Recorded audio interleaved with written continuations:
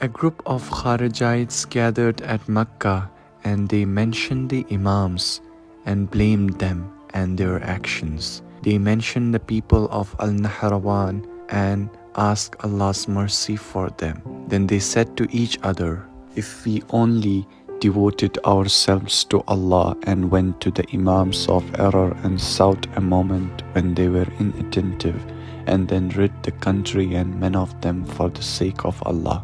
They made a compact to do that after performing the pilgrimage. Abdurrahman ibn Muljam, may Allah curse him, said, I'll take care of killing Ali for you. Al-Buraq bin Abdullah al-Tamimi said, I'll take care of killing Muawiyah for you. Amr ibn al-Bakr al-Tamimi said, I'll take care of the killing of Amr ibn al-As for you. They made a compact to do that and bound themselves to its fulfillment. They agreed to carry it out on the night of 19th of the month of Ramadan.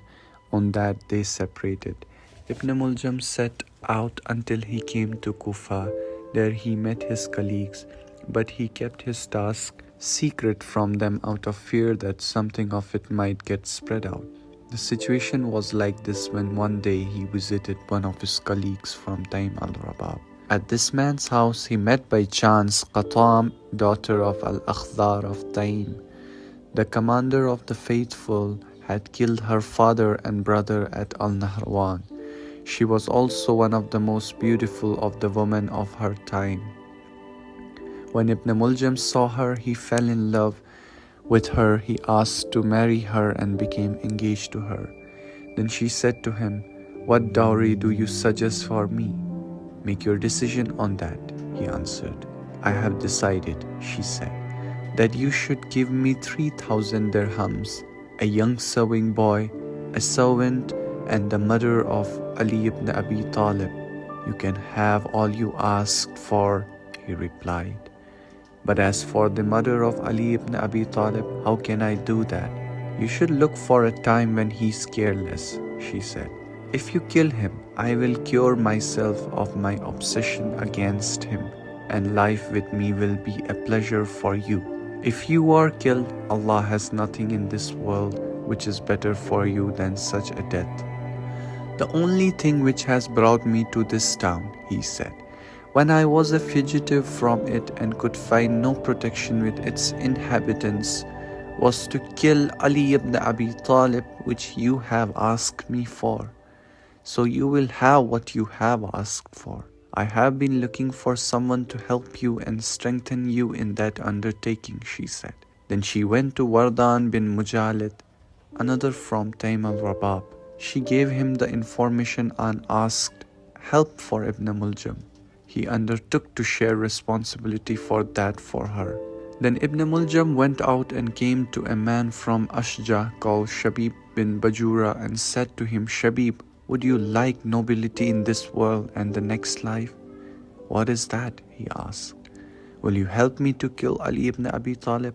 Shabib was one who held the view of the Kharijites, so he said to Ibn Muljam, may a wailing woman wail for you at your death, Ibn Muljam, for you have come to something which is horrific. How will you be able to do that?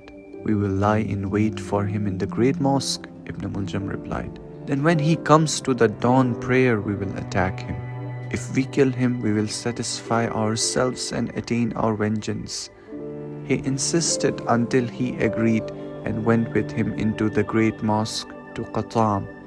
They both said to her, we have reached agreement on killing this man. When you want to do that, she said, come to me in this place.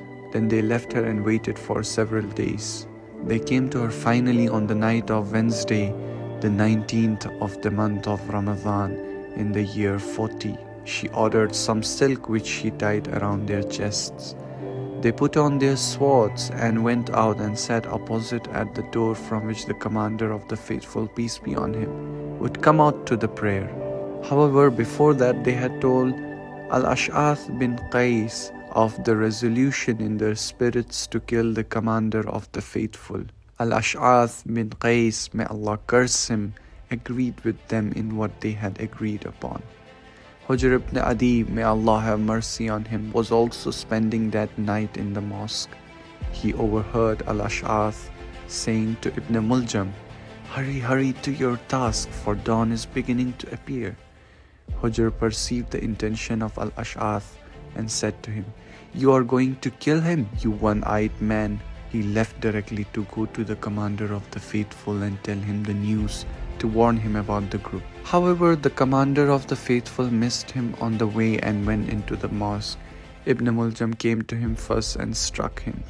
Hujr approached as the people were crying, "The commander of the faithful has been killed." On that night, I was praying in the great mosque with men who were inhabitants of the town. During that month, they used to pray from the beginning of the night to the end of it. I looked towards the men who were praying near the door, and Ali ibn Abi Talib, peace be on him, came out for the dawn prayer. He began to call out, "The prayer, the prayer." I was hardly aware of the call before I saw the flashing of swords and heard someone saying, "Judgment belongs to Allah, Ali, not to you and your companions." Then I heard Ali saying, "Don't let the man escape from you." Then Ali was struck and Shabib bin Bajura came to strike him. But he missed him and his blow fell on air. The group fled towards the gates of the mosque and the people rushed to seize them. A man called Shabib bin Bajura knocked him down and sat on his chest and took his sword to kill him with it. When he saw the people rushing towards him, he was afraid that they would act precipitately against him without listening to him.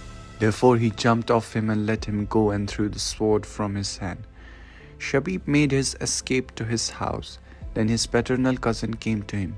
He saw him untying the silk cloth from his breast and said, "What is that? Perhaps it was you who killed the commander of the faithful." Shabib meant to say no, but he said yes. His cousin went away and put on his sword. Then he went to Shabib again and struck him with it until he killed him. One of the men from Hamadan followed Ibn Muljam. May Allah curse him. He flung his cloak over what was in Ibn Muljam's hand and took his sword from him. Then he took him to the commander of the faithful. In the meantime, the third had escaped and dodged among the people. When Ibn Muljam was brought before the commander of the faithful, the latter looked at him and said, "A life for a life. If I die, kill him as he killed me. If I live, I will consider my judgment on him." "Enemy of Allah," cried out Kulthum, "you have killed the commander of the faithful." "I have killed only your father," he retorted. "Enemy of Allah," she cried, "I hope that there is no danger for him." "I think you are only crying for Ali," he replied. "Indeed, by Allah, I struck him. If I had been divided among the people of the land, I should have destroyed them." Then he was taken from his presence, peace be upon him, while the people wanted to tear his flesh with their teeth as if they were wild beasts. They were crying out, "O enemy of Allah, what have you done? You have destroyed the community of Muhammad. You have killed the best of people." He was silent and did not speak. He was taken to the prison. Then the people went to the commander of the faithful and said, "Commander of the faithful, give us your order about the enemy of Allah, for he has destroyed the community and corrupted the faith." The commander of the faithful answered, "If I live, then I will consider my judgment on him. But if I die, then do to him what the Prophet did with a murderer. Kill him and after that burn him in a fire." When the commander of the faithful died, the people wept for him. After his family had finished his burial, Imam al-Hassan sat in council and ordered Ibn Muljam to be brought to him. He was brought to him, and when he stood before him, Imam al-Hassan said, "O enemy of Allah, you have killed the commander of the faithful, and you have increased corruption in religion." Then he ordered him to be beheaded. al-Haytham, daughter of al-Aswad of al-Nakha'a, asked to be given his corpse so that she should be in charge of burning it. He gave it to her and he made her burn it in a fire. As for the two men who were in agreement with Ibn Muljam to kill Muawiyah and Amr ibn As, as the one struck Muawiyah while he was bending in prayer, however his blow was delivered weakly and he was saved from its consequence, the man was seized and killed immediately. As for the other, he went to carry out his mission that night. However, Amr had fell sick and had put a man in his place to pray with the people.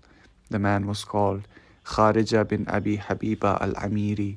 He was struck with his sword when he thought that it was Amr. He was seized and taken to Amr, who had him killed. Kharija died on the second day.